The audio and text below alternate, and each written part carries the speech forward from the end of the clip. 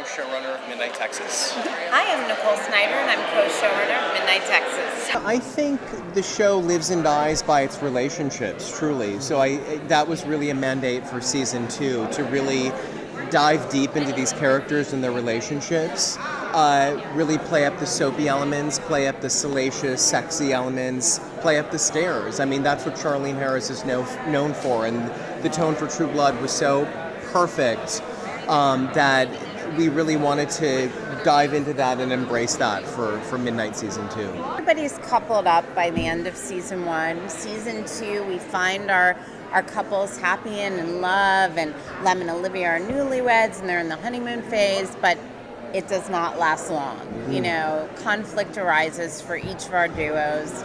Like we said with Joe, you know. And each of the Midnighters is living with a secret. Not only secret past that we've established in Season 1, but new secrets Season 2 that ultimately are going to percolate to the surface and create drama and conflict. Be a different type of apocalypse, and there will be a new painting. Mm-hmm. Yes, there will be. It's Midnight Texas, paintings. Well, we have Patience and Kai, and they're the couple that bought the hotel. Kai is an energy healer, and Patience is his wife. And they make their way into Midnight, and everyone's a little suspicious of them, especially Olivia. But then Kai and Patience end up proving themselves to the town. They ingratiate themselves by the end of the first episode and kind of lures our Midnighters into a false sense of security. But the audience will find out at the very end of the first episode that we should watch out for them, that there's something brewing. There's a cowboy, and he is gay, and he is a demon hunter. He is one of our most interesting new characters, and he meets Joe in the season premiere, and he kind of saves his hide, and the two make a really strong connection because Joe's purpose in life as an angel is to kill demons, and he's been letting that lie dormant for years and years because of Chewie, and Walker kind of brings it out of him again. Something. He awakens that. Yes. Demon hunting instinct. And Joe starts essentially leading this double life, where by day he's married to a half demon and at night he's hunting demons. So it's not going to end well. Threesomes never do, so. Well, I mean, we really burnt through a lot of the book Season 1. I mean, a lot of plot was taken from all 3 books. So Season 2, I don't want to say left us with a clean slate because the jumping off point is the hotel, but it gave us a lot of freedom and latitude to explore some new stuff that hadn't been established quite in the books. And we made a goal for ourselves to kind of subvert the cliche. Yeah. You know, we do have hauntings in the hotel, but it's not just that. We really wanted to come up with a story that was so much more than what you'd anticipate. And I think no one will see this story coming. It's pretty bananas. I think we build on that metaphor, you know? I mean, it is a town for outcasts and people who had been marginalized. And this season we posed this question, you know, if whatever traits that make you different that you know, were either ostracized or persecuted for, if you could remove those traits to assimilate, would you? Or if it were a choice to be different, would you choose to be different because that's what makes you special and unique? So we're expounding on and extrapolating on the theme, but it's also broadening to ask this rhetorical question, and it's going to draw a divide between our town this season. We also have a big theme this season of forbidden love. Mm-hmm. None of our couples that are together really, in theory, should be together, mm-hmm. and they subvert expectations and find their way and fight conflict. But in also the name there's of a love. price to pay Yeah. for forbidden love too, and Yeah. we'll explore what that price is and how far somebody will go for love. The Lem-Olivia fight blew everybody's socks off. Like the wire work that Arielle had done for that episode was just breathtaking. Awesome. So hope to have more really, really kind of high octane action sequences this We season. have some cool fight sequences. Yeah. Lots of. Well, thank you. I'm glad that I'm glad that our work in piecing together Lemuel actually works. I think one of the startling things about it was when we were trying to figure out how to develop him. The challenge is, of course, that in the books, Lemuel Bridger is a albino, which I'm not, and so I think what the creators did, which was really amazing, was they just sort of said, okay, we just have to develop him in such a way that when he walks in the room, you're going to stare.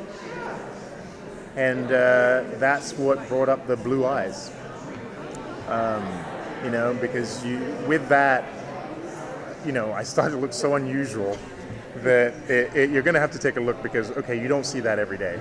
The story, obviously, is that the blue eyes become a part of how he can absorb energy versus a normal vampire that requires blood to survive. The interesting thing is, of course, we were guided by Charlene Harris's books and the stories she'd already written about Lemuel. So that somewhat made it easy to research and sort of develop, his take on every situation that would come up. The growth now is that we are going beyond the books. The books will still come into play in some of the storylines we haven't explored as yet. But now we get to actually, each character, including Lemuel, we actually get to explore them in relationship, because the idea is now the audience gets to know them as people. And so this is probably more in depth. You're no longer just a character you've been told about. This will now be the guy you've met last year. This is how he feels about X, Y, and Z.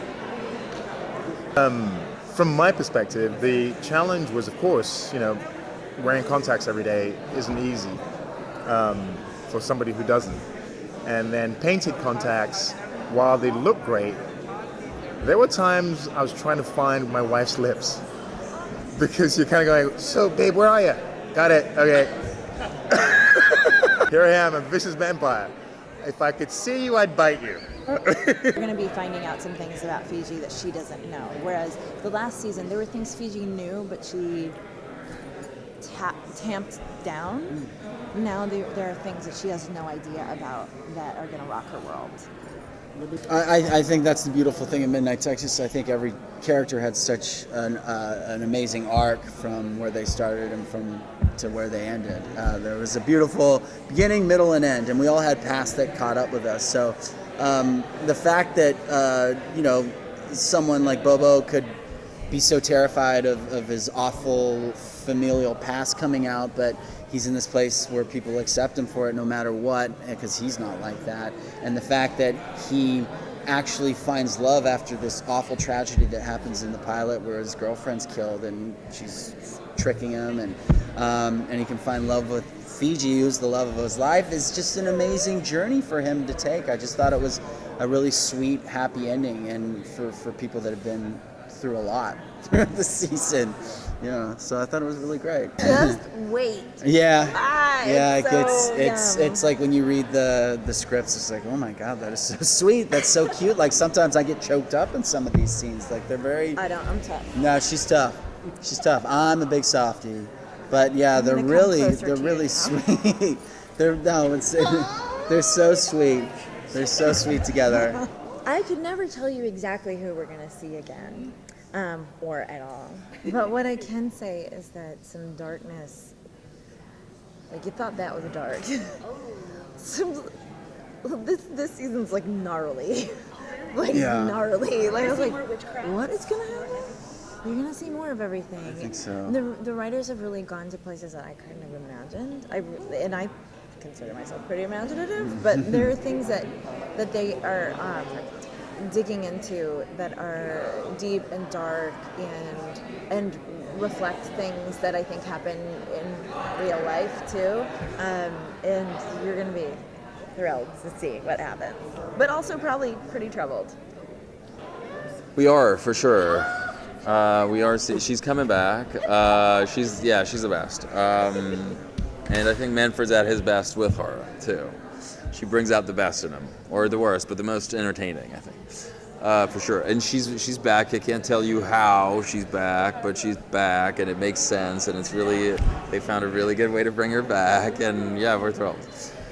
I think Manfred started out in season 1 as a guy who's been fending for himself his whole life, slightly selfish, self-absorbed, also doesn't have a great self-esteem, poised to be a hero and the savior of the town and the world, but doesn't really feel comfortable with that label.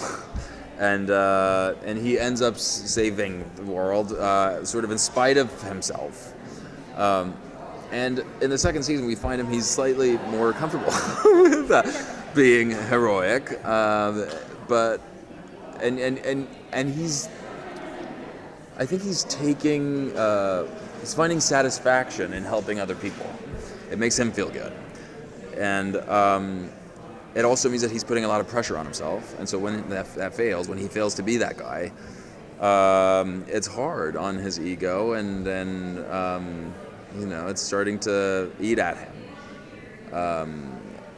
And I mean, literally, eat him. I usually believe that I did it. I remember I have like the bruises and the scars from what I did, but I really always enjoyed the possessions, and I have to say that like all the demon summoning, in the finale was really great, and they said they would like superimpose a different voice on me. I was like, well, at least let me try it, and they didn't really touch it much. I don't think so. It was pretty much me. Yeah. So. Yeah, there's a lot more of that coming in season 2. Like not necessarily demonic summoning, but possessions, and I get to play different characters and more scary scenes, more accents, more all that stuff that I enjoyed. When we were learning about all the characters for the first time, so you have Olivia, and she's a badass, but she's very broken, and there's this tragic past that she's very secretive about, and then there's Lem and her relationship, and then there's a marriage. So now season 2, we dive deeper into married life. I think they're both learning to grow together, and how they're now a couple on a different level in Midnight. And then that, of course, always spills into family, as it does, and what that means for Olivia's wounds and her family healing when it does come to her father and her past. And so it's a much more emotionally driven season. There's still a lot of action. There's still a lot of, but there's a lot of drama that I feel like Olivia's pot is stirred. And what's interesting about it is now, for the first time ever, she has the choice to not go through it alone. She has a choice to go through it with Lem. But will she, can she? That's a big question. That required a lot of training, because I wanted to do all my own stunts, and it was a huge film day. Like we didn't wrap till like 2 a.m. The fight was like probably the whole day.